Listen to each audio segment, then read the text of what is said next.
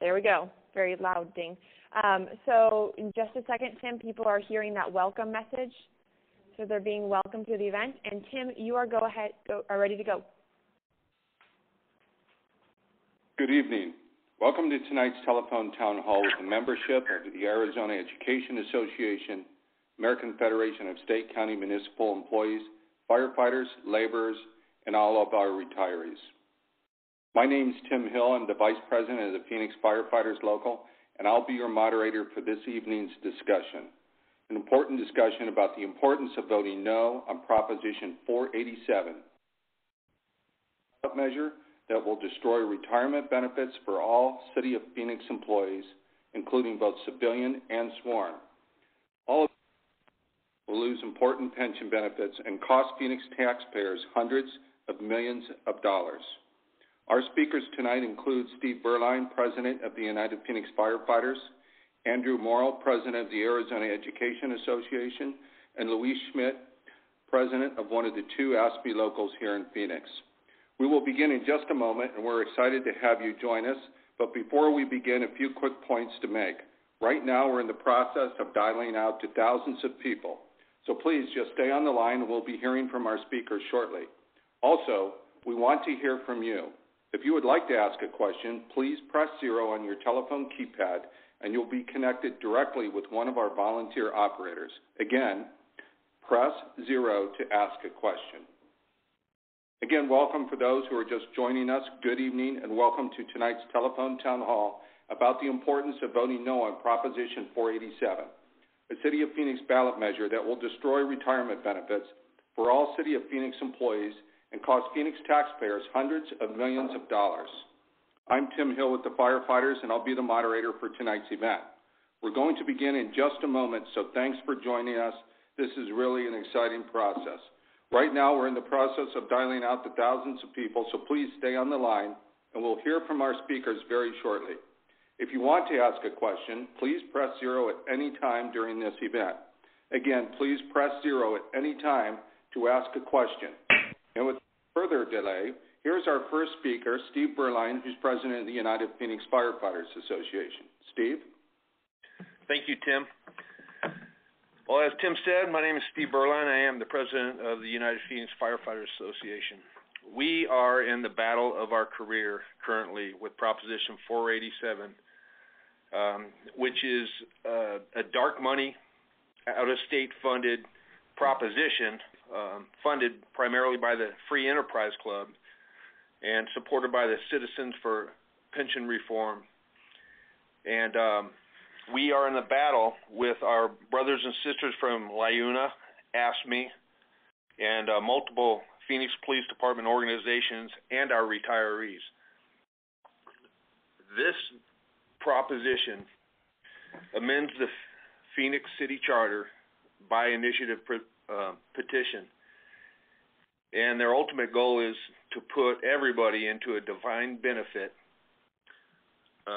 from a defined benefit plan into a defined contribution plan. We are seeing these attacks across the country. Phoenix has become a new ground zero, similar to what has happened in Wisconsin. And we are asking, please, all of our citizens to vote no on Proposition 487. Thank you. Thanks, Steve. One of the things that we're going to do throughout this call is take a couple of polls, ask a couple of questions. It's important, I think, to know what the membership knows and doesn't know about the 487 campaign. So we'd like to ask everyone to please partake in the poll. And our first question is, have you heard about the No on 487 campaign? Please press 1 for yes, press 2 for no, or press 3 if you're unsure. And again, we want to remind everyone, if you have a question for our speakers from our three locals, to please press 0 for a question. So at this time, while we're waiting for more folks to call in, we have a question. I'm sorry, I have to read this a little bit here. Okay, so we have a question from Robert. in Phoenix. Robert, you want to go ahead with your question? My question is, how can the city take away a benefit that was negotiated in lieu of pay raises? I'm talking about specifically deferred comp, which certainly doesn't equate to a second pension, which is what they're claiming that it is. It's not a second pension, and it certainly wasn't ever presented as a second pension. How can they just strip it away, especially when some of the city council members that are on the board today voted to give this benefit to these hardworking men and women that work for the fire department?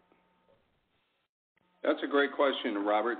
Steve, can you go ahead and answer how the proposition would take away deferred comp? Yes, I can. Robert, thank you very much. And this is really what the most glaring issue about this proposition. It is so poorly written. It is so dirty. We know they had further intentions than what they're alluding to. But the judges are going to decide exactly how it plays out in the end. I agree with you. We receive those benefits in lieu of higher wages, and we started years ago. Police officers and firefighters, we don't receive Social Security. We have to have that benefit. If they were to take that away from us, we would be in serious trouble. So we agree with you. Well, we think it would be illegal if they were to do that. But if 487 passes, we're going to be leaving it up to a judge to decide. Thanks, Steve. So now, as I mentioned earlier, we're going to be asking some questions, taking some brief polls throughout this. And our first question was, have you heard about the No on 487 campaign? And I'm happy to say, according to our poll results right now, 92% answered yes.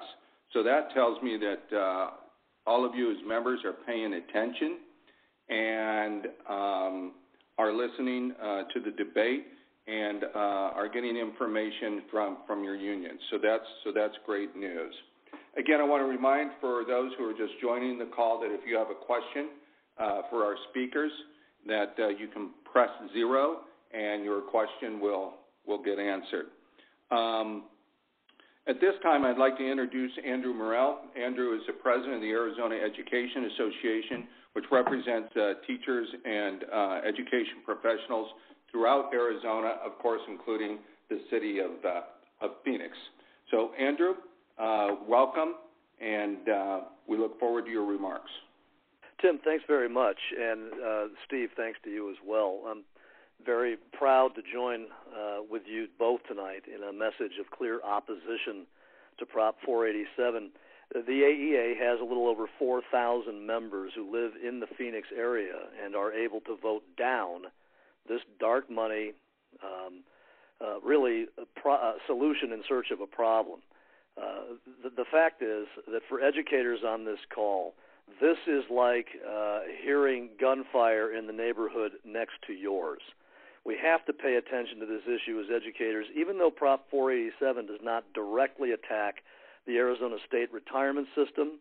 The ASRS is a domino that the Free Enterprise Club and other interests that are backing 487 want to fall as well.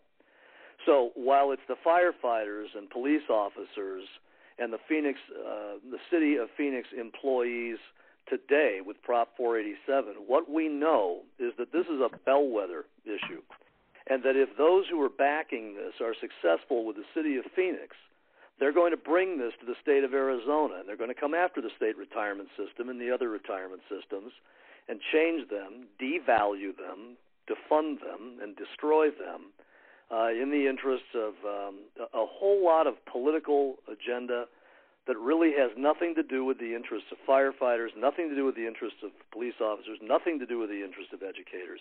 But we've got to join in this opposition campaign. We have got to vote down 487 because it's one vote away from the same kind of tactic coming to undermine the thousands of folks participating in the state retirement system. You've probably seen this in the Arizona Republic time and time again. Every year there seems to be a rhetorical campaign against these public employee retirement systems. A lot of false claims go out about how they're shaky and existing on a shoestring. The fact is that both the firefighters and police officers have worked on their own retirement systems, have plans to make them stronger. The Arizona State Retirement System is one of the best managed and best funded in the country and is very stable. But that's not what the folks that are backing Prop 487 want you to think about. And that's not what they're telling voters. There's a huge misinformation campaign. In addition to, as Steve said, the ballot language just being very badly written. This is a direct threat, and we as educators cannot stand by and should not stand by when we see a threat like this to other folks, other employees, and we know that it's right around the corner from our own. And that's why AEA is joining with the others on the call, with AFSCME, with firefighters and police officers and the other groups representing the City of Phoenix employees to vehemently oppose Prop 487. Tim? Thanks, Andrew. I think that wraps that piece of it up very nicely. While the direct targets of this particular initiative are City of Phoenix employees, these super rich out-of-state folks that are trying to get this done have tried to get it done in other places throughout the country and would like to get it done here so that they can then pass it in the rest of the state, the other pension systems. So right now we're going to ask another poll question, and we'd ask everybody to participate again. And the question may seem obvious, but we really want to see where the membership across the city is at. So for the second question, can we count on you to vote no on Proposition 487? And again, please press 1 for yes, 2 for no, or 3 if you're undecided and you need more information on the initiative. So it's time for another question from the audience. We have some very good questions, and we're going to go to Joey in Phoenix. Joey, go ahead. Yeah, I was wondering, we put as a part of our retirement, we put money into a public safety retirement for as many years as we have, and then can we legally be? What happens to our money? Are we forced to go into a different pension, or do we? What happens to that? Steve, you want to take that since it's public safety? Yeah, well, public safety. That's what their plan is, and when we talk about losing our death and disability benefits, if you're not participating in PSPRS, of course you don't get the benefits, death and disability benefits that go along with that plan. So then they try to split us into two different pension systems. It's going to cost the city $600 million over 20 years. Again, it's one of those issues that's going to be left up to a judge to decide in the end.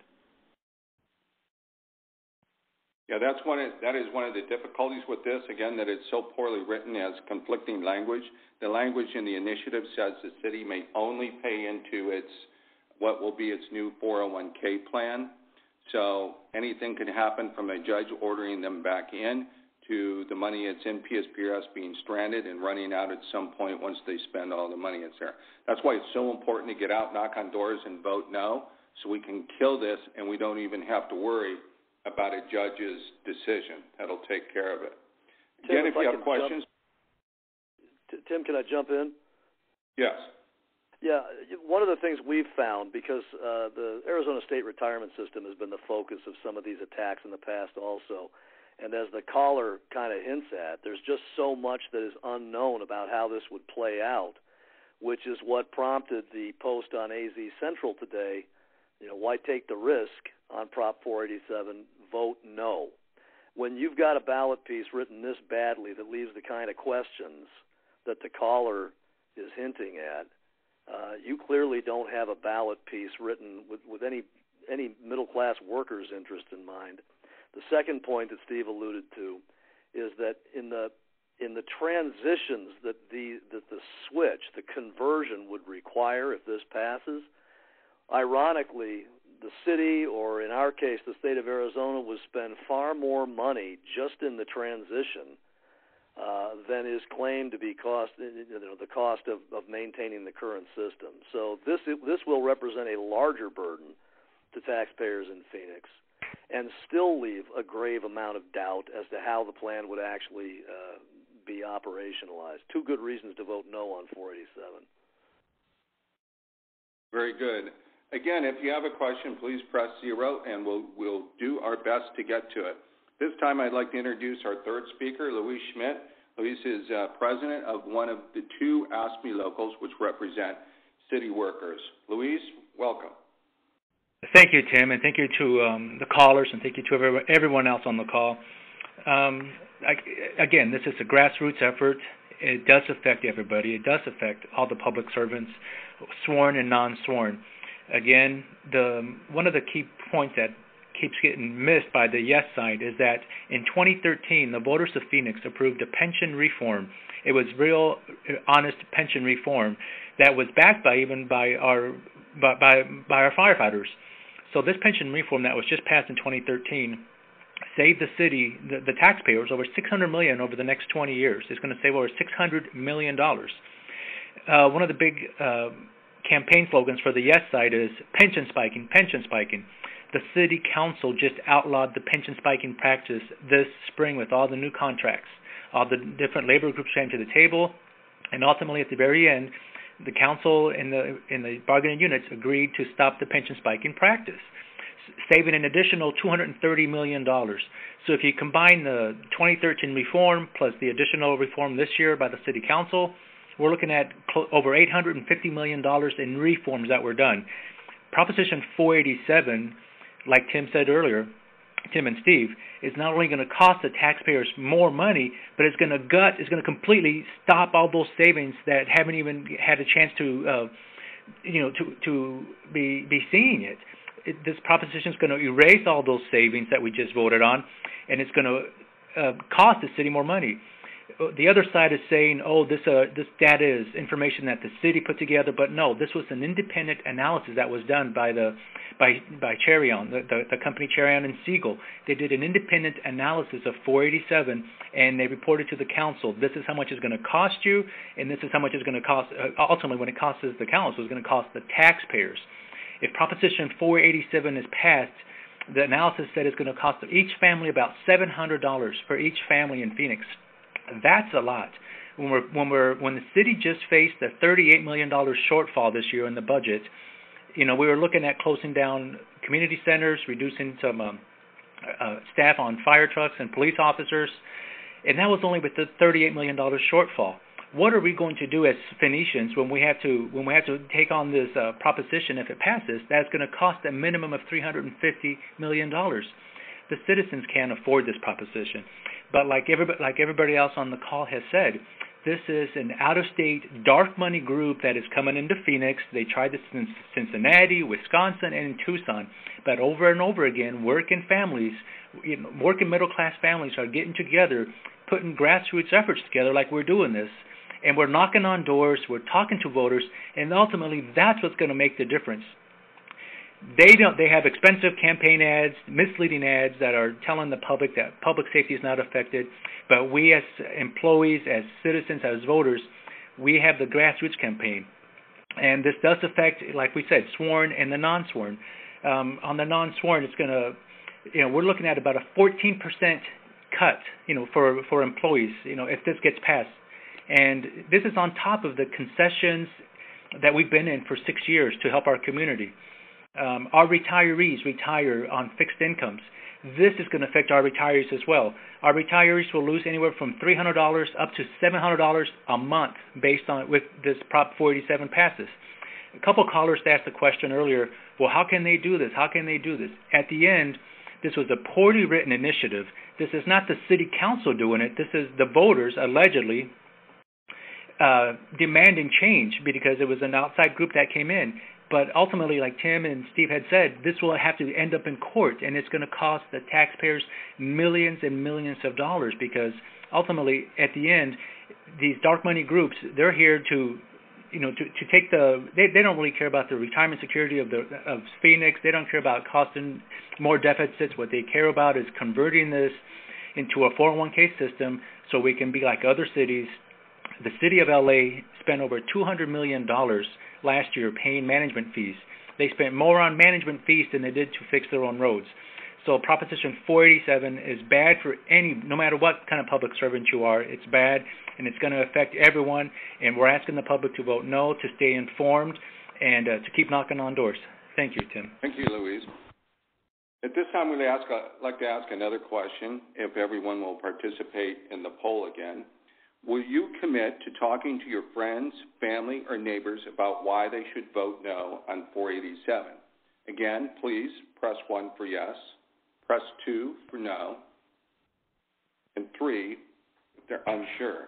And again, if you have a question, please press 0 so we can put you in the queue and get your question answered. We've had a lot of questions so far this evening about the role that the courts may play in this. So right now we'd like to go to Mike and Levine. Mike, can you go ahead with your question? Hey, Mike. First of all, I'd like to thank you and Tim and Steve for all the work you've been doing. Thank you. And I'm wondering what the legal recourse. I know this would be ideal to keep out of the courts and just have it fail. But with the advertisements that the Yes on 47 has put on, clearly being misleading, that it says in the preamble it will not affect police and fire, but in the ballot language it clearly does. Is there anything we can do about that? There is, if I understand and I'll ask our speakers to jump in with their opinions, but as far as how the initiative is worded, there's nothing we can do about the initiative. In some states, for example, California, you can actually challenge the language in an initiative before it gets to the voters. That's only possible in Arizona under a couple of circumstances, so we can't challenge the verbiage. What would be challenged is, depending on which unit or which union you belong to, your concerns and your challenges would be different because we're in different retirement systems. For example, I think all of us would go to court and say that this would be a diminishment or an impairment of our pension rights under the state constitution. There might be another avenue to go to federal court for a violation of the contract clause. There might be cases that have to do with the health insurance and the deferred comp as well. One of the few things that they were smart about in this initiative is they included what's called a severability clause. So say we go in and we sue over the PSPRS piece of it, and that gets resolved in our favor. That doesn't mean that it necessarily gets resolved in favor of the members of the City of Phoenix Employees Retirement System, or that the health insurance issues are resolved. So there are avenues to go to court.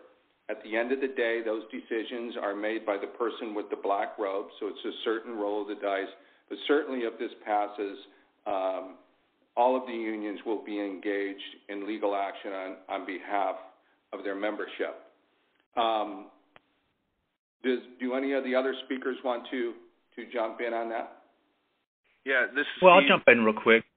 The ballot language, that is what it is. I mean, in San Jose in 2012, there was similar ballot language that was passed, and like what Tim just said, the state constitution protects some of the public, it protects the public pension system.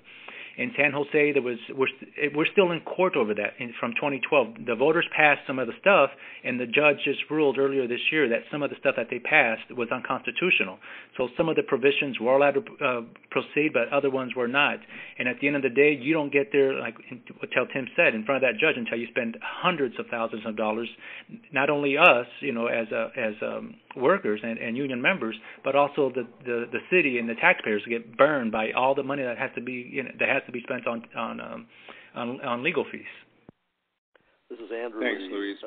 This is Andrew with the AEA. We fought this battle Several years ago, the legislature, in an attempt to save money, changed the 50% split of employee and employer contributions in our own Arizona State Retirement System, and changed it to a 53% contribution from employees and a 47% from the district, the employers. And then they swept that savings back into the state general fund. The previous speaker is correct. We did prevail in the courts, but it took a long time and a lot of money. And, you know, when you've got a ballot piece that's written as badly as 487 is, you shouldn't have to first, suffer from the passage of a badly written bill and then try to correct it through the court system. We ended up prevailing because the Arizona Constitution was clear, but you don't always know that's going to happen. So it's better and much more timely and much more effective to send a clear message and just vote this down now. Very good point. The best way to do it is to go out, knock on doors, and get this killed. Okay, I think that we want to ask another poll question. By the way, fantastic results on the poll question. Will you commit to talking to others about why they should vote no? 92% of you are willing to talk to others to make sure that they vote no.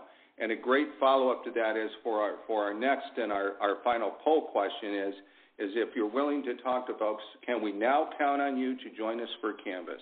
If we can count on you to go and knock on doors, please press 1 for yes, 2 for no, and 3 if you're undecided about that.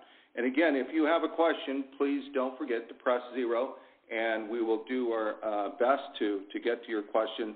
We will get questions answered. So our next question is from Catherine. Catherine?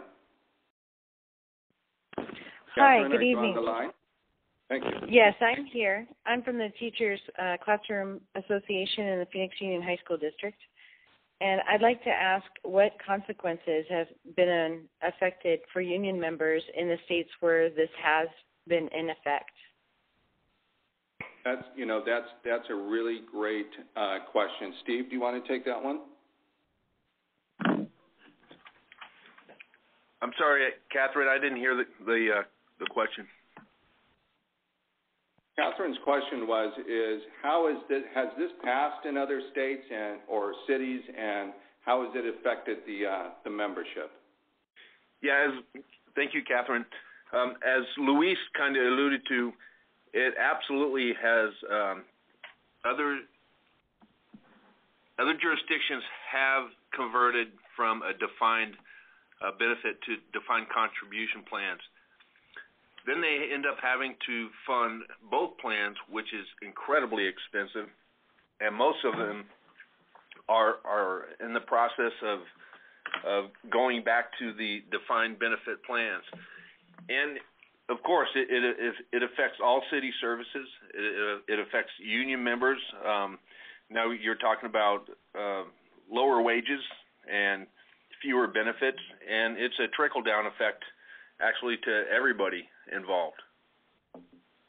And I'll follow up on that too. In Alaska, they went to this system, and they went from the defined benefit to the defined contribution. And what that does, just like what Steve just said, it skyrockets the unfunded liability. Right now, the pension system in Phoenix, what it is, you have to look at it like a small, like a roller coaster that just keeps rotating. New employees come and retirees get off, but it keeps moving, and it moves at a steady pace. What happens is that these dark money people want to stop that, the roller coaster, the Ferris wheel from turning. They want to stop it from turning, and all that. What's going to happen here is that you will no longer have employees paying into this system, and what that's going to mean, it's going to mean the reason it's going to cost the taxpayers more money because the general fund is going to have to pay for all this. All this, which is going to be very expensive. And like Steve just said, it's going to affect the services. It's going to affect everything. It's going to affect every public service that we rely on. Thank you.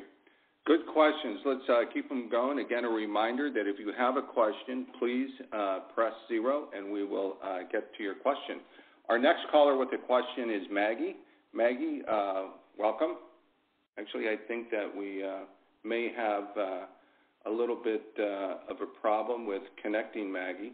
So what we're going to do now is we're going to go to Troy. Welcome, Troy. Please ask your question. Thank you. I kind of have a two-part question here: is how did 487 get on the ballot, and how is it going to affect City of Phoenix taxpayers? That's a great question. Luis, you want to take that yes. one? Yes. It had to do with both yes. How does it affect taxpayers, and again, how did it actually get on the ballot? Well, here's how it got on the ballot. Last year, I mean, I laugh, but please, it's not a laughing matter. Last year, we had out-of-state petition gatherers come into Phoenix, and they were at libraries, at post offices, at grocery stores, telling people that this was going to help protect firefighters. You sign this petition, it's going to protect our firefighters and police officers. Overwhelmingly, of course, the people are going to sign that because we believe in protecting our public safety. So, in the end, this dark money group collected 54,000 signatures. Okay, and then here's the part that many people don't know: they paid $1.50 for every signature that they got. And in the end, after they, and all that was paid for by out-of-state dark money groups who don't reveal themselves. They call it that this was a citizens initiative. It's not. It's an out-of-state dark money group that spent all this money to get it on the, to force the city council to look at it, and they have to by law. The city clerk, they were only able to validate I think 35,000 signatures. So it goes to show you how many invalid signatures they had. So once they had the signatures, the city council was forced to put it on the ballot, and that's when they got, that's when they just discussed the ballot language, and that's where we're at today. But again, this was an outside group that came in. They tried this in Cincinnati, and they failed. They tried this in Tucson just last year, and with the help of our firefighters, we were able to defeat this in Tucson. But this is how it got in here on the Phoenix ballot. Again, this is not the city council. The city council doesn't have the option to not put it on. By law, they're supposed to. This is technically a citizens initiative, so they had to do their due diligence and send it to the voters, to the ballot, and that's where we're at today. And again, this is the Free Enterprise Club, dark money group, who in the end, all the people who donate to them are the ones who are going to benefit if they get their way, if Proposition 487 is passed. And I hope that answers your question on how it got on the ballot. And if I could add, Troy, they literally bust in people from out of state to collect signatures. They hired them to collect signatures. Yeah, they had they picked them up in the morning. They stayed at a particular couple hotels.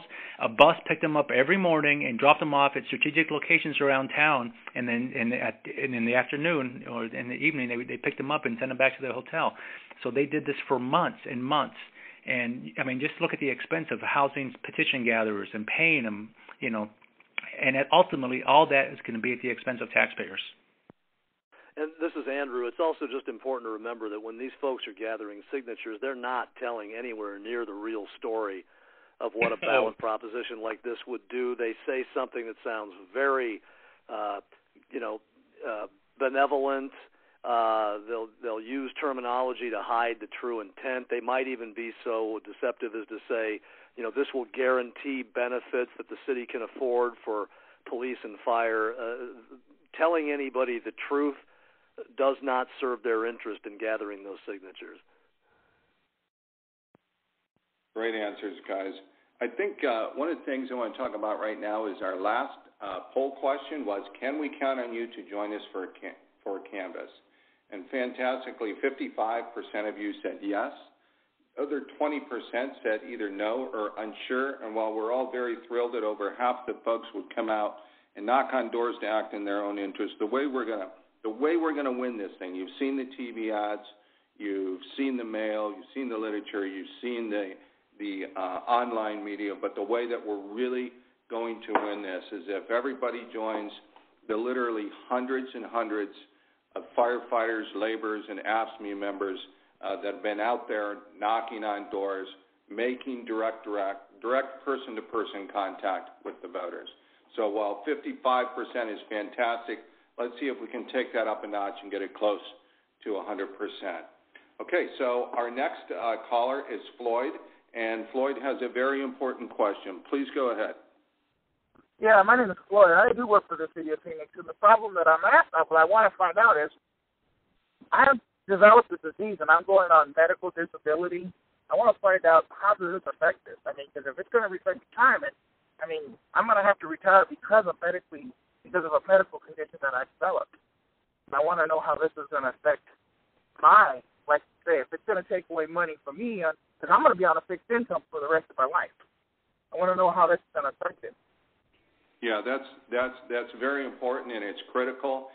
And, you know, one of the things that, of course, the other side doesn't want to talk about is a majority of city workers, certainly not all, but a majority of city workers are blue-collar workers. And there's a lot of injuries. I know on our side, on the fire department side, we injure a third of our workforce every year.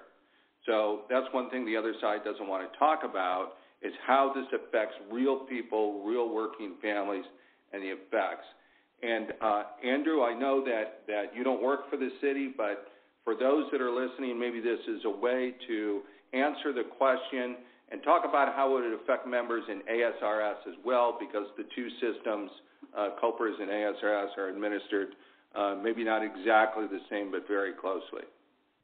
Well, anytime you have a case where you're weakening the system through any of several variables, what ends up happening is to maintain the same benefits, other folks are going to pay more. I can only speak for the Arizona State Retirement System, which, like the public safety retirement system, has had participants come in and try to manage it a little bit, strengthen it for the long haul. That's what these folks don't want you to know, and they don't want voters to know, is that we're already taking steps to make these retirement systems sustainable and strong. And so in our case, we've had folks come in and try to say that the system was not well managed, it was not well funded, and then suggest that a transition of some kind to defined contribution was in the best interest in the long run. And they've even suggested like a two-tier system where folks in the system right now would maintain their benefits, and then new people coming in would go through a new system, the defined contribution. The problem is you're still weakening the pool of contributors, of people paying into the overall system that keeps it sustainable and strong. Tim, I don't know if that answers exactly the point you were addressing.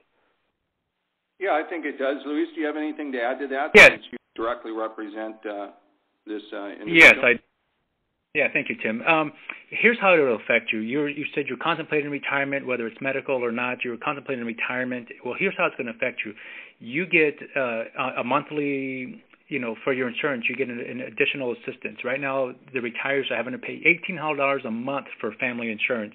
It's contractual. The city's contractually obligated to assist you, a member, by giving them like $300 up to $600 for if it's a couple.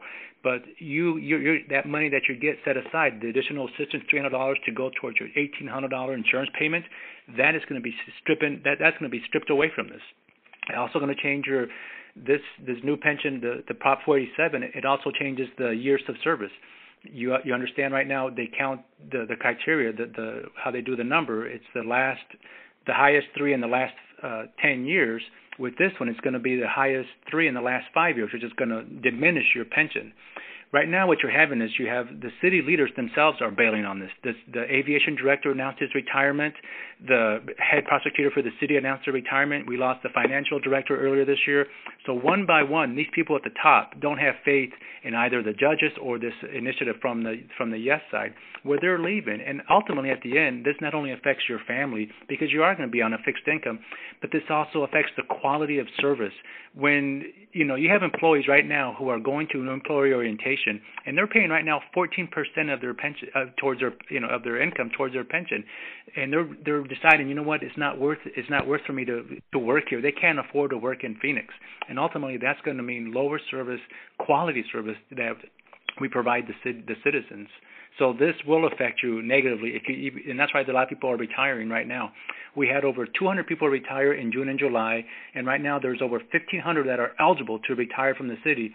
And retirement office has been having the city council chamber is packed with people to have meetings about retirement because people don't have faith in sometimes in the judges, but also they don't want to take the chance. They don't want to leave this up to a judge and wait years because they know that if this does get implemented, it will take effect, soon, and they don't want to put their faith in the courts. Thanks, Luis. These are all great questions. Again, if you have a question, please don't forget to press 0 and ask your question, and we will do our very best to get to it. We've had some fantastic questions and answers tonight. So I think now we're going to go to Mike. Mike has a little bit of a different question. It's not so much about benefits as it is about campaign. Mike? How do you do? I assume the only individuals listening are city workers, police officers, firefighters, and educators. But since campaign season arrived, voters have been bombarded with mail flyers, TV campaigns and ads, and emails, even from a city council member, all with the same message: vote yes on 487 with the reasons why. My question is, aside from the few strategies presented here tonight, what can be done to inform the mass of voters to hear the other side of the story and to encourage them to see the falsehoods presented and to vote no on 487? Thanks for your. We don't want to give away. I don't think anybody on the call wants us to give away the recipe of what we're doing to fight back and campaign, because with massive phone calls like this, there always could be leakers that could come in and listen to the campaign plan. But I can assure you that there's been a very aggressive and very vigorous campaign. And I'd like to ask Steve to comment on any part of that he'd like to talk about. Yeah, thank you. Thanks for the question, Mike. Hey, look, we are the little guys. We are the middle class. We're lower middle class employees. We don't make a lot of money, but we have a hell of a fight in front of us. So this has just been a massive, low budget, very low budget, grassroots effort. And as transparent as any campaign can possibly be, the No on 487 campaign is transparent. We are citizens. We are taxpayers. Yes, we are employees. But you know who we are. And the other side, we have no idea who's funding that campaign. We do know with a phone call or two, they can bring in a couple $1 million.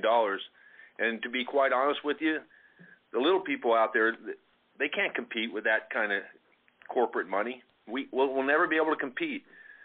But the one thing that is more valuable than their money is a true, honest effort, going door to door, talking to your neighbors. And even more powerful than that is voting, showing up and casting your ballot. That ballot is more valuable. That vote is more valuable than any dark money that come in from out of state. Thanks for the question, Mike. And I can back a little bit. I'll back that up a little bit, Tim. Mike, a lot of these mailers that you were receiving, they were from the it was called Save Our Future Now group. So I took the time. I got the address that was on the mailer, and I went to that specific address and wanted to see who was sending it. Who is this Save Our Future Now? I'd like to meet them. I'd like to talk to them to get their viewpoints. But unfortunately, what I found was a mailbox. It was at a mailboxes, etc. And all it was just one little, 4x4 little mailbox for the campaign. And ultimately, that's what they do. They hide behind. There's no transparency behind this. And ultimately, as a voter, you can go to no1487.com to get more information. You can also read the literature piece that's attached to on the ballot, not on the ballot, but on the voter guide. It tells you Mayor Stanton's opposed to this, some of the council members, a couple state senators, and it's grassroots people that you can identify, and you can, like what Steve just said, they're actual people. All these other secret organizations, they're hidden behind out-of-state dark money groups. Absolutely. So we're going to wind up the questions here a little bit, but we have time for one more question. And again, it's a little bit different as well. It's not directly about benefits. It's more about politics. So at this time, we'd like to welcome Debbie. Debbie, welcome to the Teletown Hall, and please ask us your question. Well, what I would like to know is why nobody is calling Sal DiCiccio out. He's the one telling the public that city employees make $100,000 a year. Not even with their benefits do they make that. And why is he supporting 487? And a third part to that, if I might add, is why is it the assistant city mayor gets a $68,000 a year increase while employees are on furlough days, holiday give back, 3% pay cuts over the next 3 years? I don't get that. Why is nobody calling them out on that? I'm going to try to answer that question, and if any of our speakers, when I'm done, want to jump on to the end of it, please do. But what we're trying to do is we are trying to win a campaign. When we talk about other elected officials, when we talk about the vice mayor or Councilman DiCiccio, that's what they want us to do. They want us to get mad and huff and puff and make it a personal battle and get off message. Our message, which we know connects with the voters, is this costs the city hundreds of millions of dollars, and it will eliminate death and disability pensions for public safety personnel and end pensions for all city workers. When we make that direct connection as city workers to the voters, we know that connects. If we spend time, money, or effort doing those other things, then we lose. So it's not that we don't want to call them out. It's not that we don't want to put them on the carpet. But remember, the job here is to save retirement security for thousands and thousands of city workers, city retirees, and their families. But it is a great question. Yeah. And I'll jump on top of that. About calling them out. Our energy is, like what Tim just said, is focused on being on the grassroots campaign. But also, you have to remember, the Arizona Republic knows. We've been telling them. We've had meetings with their reporters over and over about the true people behind this, the terrible consequences. But at the end of the day, the Arizona Republic has been saying for the last 2 years how bad pensions are in Arizona, how bad, and they're not going to. Unfortunately, they're not going to change their. They're not going to change their tune now. I sent them a video because I went to another address, for one of these groups, and when I found it was on the 4th floor on 24th Street in Camelback, the whole floor was vacant. There was nobody there. So this group, this so-called citizens group that was behind this, a lot of the TV commercials, I went to their offices, and it was just a vacant floor on 24th Street and in Camelback. But they don't, the Arizona Republic is not going to report that because they've been saying how terrible pensions are. And unfortunately, you talk about, the vice mayor getting this or getting that. That's the sad part, is that, there's a few at the top who reap these benefits. Sal DiCiccio voted for the largest pension spike ever when he voted for David Cavazos. And then earlier this year, he voted to approve pension spiking again. And yet, he turns around and says we need to stop pension spiking. And you're right, the employees have sacrificed. They're doing furloughs over and over again, 6 years straight. And it's unfortunate, but again, the middle-class workers, we don't make the rules. We don't make the policies. We just have to live by the terrible consequences of our policymakers and our council members. Our council members only have to serve one term, and they get a full pension for life, one term, while the new pension reform that just was passed in 2013, it changes that. We used to have the rule of 80, which meant years of service plus age had to equal 80. With the pension reform in 2013, that rule is now 87. So that means you have to be, the service and your age has to equal 87 before you can retire. And we're going to have an older workforce, but, they make changes that they themselves aren't even affected. And I even confronted Sal. I said, Sal, when are you going to do something to change your own pension? And all he said was, I sent a letter to the state. But again, he's a hypocrite, and our energy has to be focused on what Tim and Steve have said, knocking on doors, because that's what's going to make the difference in this. Thank you. This has been a great conference call. I want to give each of our speakers a big thank you for joining us to help educate the membership and answer their questions. So I'd like to give each of them an opportunity to make a couple of closing remarks, and we'll start with our president of the firefighters, Steve Bernlein. Steve, is there anything you want to leave the group with this evening? Thank you, Tim. I would just like to reiterate, We are faced with a dark money initiative in Prop 487. It's very dangerous, poorly written, and if it passes, it will cost the city millions of dollars just to litigate, and then over $600 million over the next 20 years. It's disastrous. It amends the City of Phoenix charter, and police officers and firefighters will lose their death and disability benefits if Prop 487 passes. So please, vote no on Prop 487 and educate your friends, family, and neighbors to also vote no on Proposition 487. Thank you all for your time. Thanks, Steve. Next, I'd like to ask Andrew Morell if he has any closing remarks. Andrew, I want to thank you, and I want to thank the teachers, both the AEA and the National Education Association, both for a substantial financial commitment to the campaign, the work of your members when they're out knocking on doors and talking to their neighbors. You've been fantastic allies, even though this initiative does not affect teachers directly. We all recognize what the fallout could be for ASRS. And again, we thank you for being a fantastic partner in this campaign. And I'd like to leave it to you for a couple of closing remarks that you might have.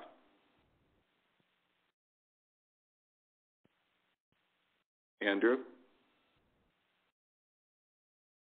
All right, I think we lost Andrew.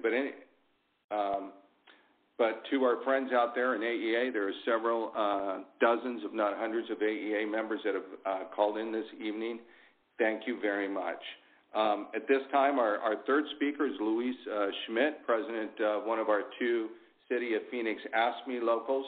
And Luis, do you have anything that you want to leave us with this evening? Yes, thank you. I want to thank everybody for taking the time to get on this important call. Thank you to our friends from fire, from police, from the teachers union, from IUNA, everybody in this campaign. At the end of the day, you have to look around and who, they say you're known by the friends that you carry, the friends that you carry. And if you look at the people on the yes side, their friends, nobody knows their friends. Nobody knows where they come from.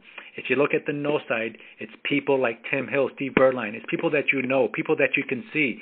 We're plain people just like you. And at the end of the day, this is a grassroots effort where everybody, working families are sticking together. Whether you're a city employee or not, it's about sticking together for a common cause. We all live in a community that thrives because of public service and because of good budgets and good and good leadership. But if Proposition 487 passes, it's going to have disastrous consequences on our city. Whether you live in Phoenix or not, you will still be affected. A lot of our seniors come from around different parts of the valley to enjoy our senior centers. A lot of our pools, a couple of our pools are for handicapped, for our special needs pools. And those pools are used by people from all around the valley. And those pools are going to be affected if this proposition passes. This proposition is going to affect not only the taxpayers, but it will affect everybody. Every type of public service that we rely on is going to be affected. The public safety puts, one day there are heroes, and the next day there are zeros, and that's not right. We value the service they provide. They put their lives on the line for us, and we need to protect them now. We're here to ask you to join us, to go to noon487.com if you need more information. But this grassroots campaign is only made possible by people knocking on doors, bearing the heat, bearing whatever weather is, so we can knock on doors, because together we can all protect the taxpayers. We can protect the $600 million savings that they just passed in 2013. We can protect the $230 million in the pension spiking that was eliminated. We can protect our city services, and at the very end, if not, it's one of the most important is protect our public safety. We've just seen the tragedies of public safety that with the loss that we've had recently, and the other officers that were just shot 2 weeks ago. Public safety, they put their lives on the line on the spot. Anytime, every 24/7, they're there for us. We need to be there for them. We need to be there for the taxpayers. So let's keep the fight going. Let's keep knocking on doors, and let's vote no on Prop 487. And please talk to your neighbors, talk to anybody, and let them know that Prop 487 is bad for the entire community. Thank you, Tim. Thank you, Louise, and thanks to everyone who's joined us on the call this evening. It's been a fantastic event. Unfortunately, in the time allotted, we couldn't get to every question. If you have additional questions, please stay on the line. You'll be able to leave a voicemail at the end of this call, and we'll get back to you. I just want to say to everyone again, thanks for your time. This is an incredibly important issue. It's been proven that when all of us act together, we can do tremendous things. So go out, vote, knock on doors, and let's get it done. Again, thank you for your time, and have a fantastic evening.